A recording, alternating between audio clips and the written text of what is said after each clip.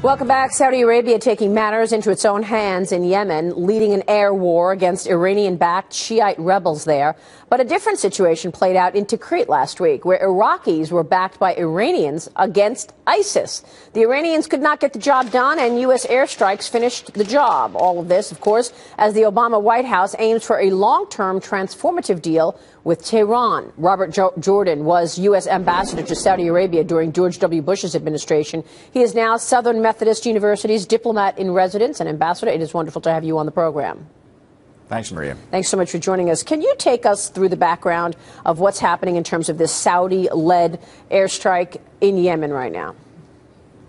Well, this goes back a long way. The Saudis have basically lost confidence in this administration for a number of reasons, starting with the failure to enforce a red line declaration that President Obama made about Syria's use of chemical weapons, failure to rein in the Israeli settlements, and a number of other factors. So the Saudis, I think, have finally decided they have to take charge of their own neighborhood, and that has led to building the coalition, developing the airstrikes that we've seen in Yemen, which probably won't be enough by themselves, but are certainly an important way of degrading the Houthis. But the story gets more complicated as we know that Iran wants the airstrike to stop and has said if the Saudi-led effort continues, there will be more bloodshed. Meanwhile, we're working alongside Iran when it comes to Iraq against ISIS. Well, we're working in parallel with Iran, but I'm not sure that it's exactly alongside. The airstrikes were necessary, but they were at the invitation of the Iraqi government, and that's an important distinction. It's more than just a fig leaf. So I think it's important that we recognize that we're not literally partnering up with Iran.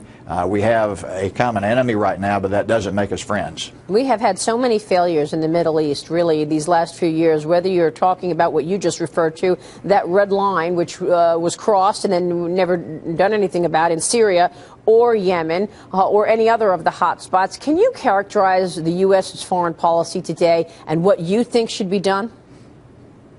Well, this president has said many times that he wants to be on the right side of history. Frankly, I think he's being run over by history. He's failing to take into account the necessity of maintaining security for the local populations that are in the midst of these upheavals. So I think that's number one. Number two, I think that we have to bear in mind that there is a long-term strategic interest in having a balance of power in the Middle East. This doesn't mean that we have to turn our backs on our friends, the Saudis, the Emiratis, and the other Sunni monarchies, and even Egypt. So I think they're finally realizing that they have to have security, they have to have order, and they have to have a strong enough government to make the kind of reforms incrementally that apparently this administration initially had hoped could come overnight. We recognize that the final deadline for a deal with Iran obviously is not until June. But what would be different in June to what we've been talking about today and last week, and as we got that initial framework at the end of last week? Well, I think the framework discussions are basically an exercise in kicking the can down the road. They are not specific. They are notional, they are directional, which is about all you could frankly expect at this time.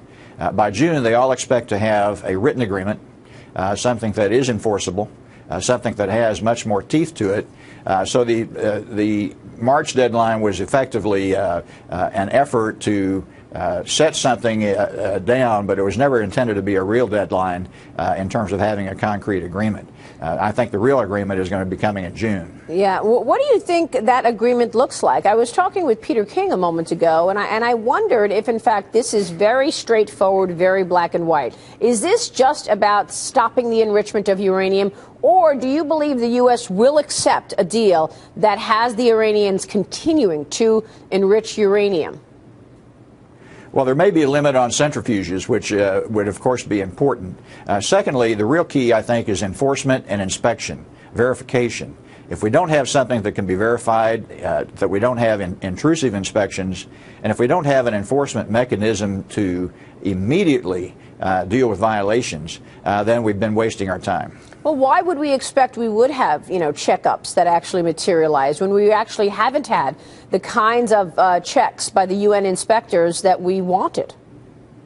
Well, I think we're going to have to insist on it. If this government doesn't insist on verification and inspections and enforcement, then they're wasting their own time. They're wasting a lot of people's time. Well, what is the president's motivation in terms of the way he approaches foreign policy? Do you know? Well, it's hard to guess. My suspicion right now is that he wants to leave some kind of legacy with respect to a nuclear agreement. I don't think he expects to bring Iran into the family of nations. I don't think he expects Iran to cease their terrorist activities and support for Hezbollah and other terrorist organizations. But I do think if he can at least claim to have some sort of a nuclear agreement in which they have ceased to weaponize their enrichment, then I think he'll claim that he's got some sort of legacy that he can leave behind. There isn't much other meat on that bone. Yeah, let me ask you this. What if a deal does not happen, Ambassador? What do you think the implications of no deal happens once these talks end in June? Well, it's going to animate the Israelis and the Saudis, for one. I think the Saudis especially could be inclined to develop their own nuclear program, perhaps in concert with Pakistan. So that's something that I would be very worried about. Second, I think it's going to be increasingly difficult to detect what Iran is doing, and it's going to be hard to keep the Israelis from trying to take some sort of military action. So it sounds like a race to the bottom in terms of Middle Eastern countries getting their hands on nukes. There are no good solutions here, but hopefully we can see some progress and some verification. If we don't, then it is a race to the bottom. Ambassador, good to have you on the show today. Thanks so much. Thanks, Maria.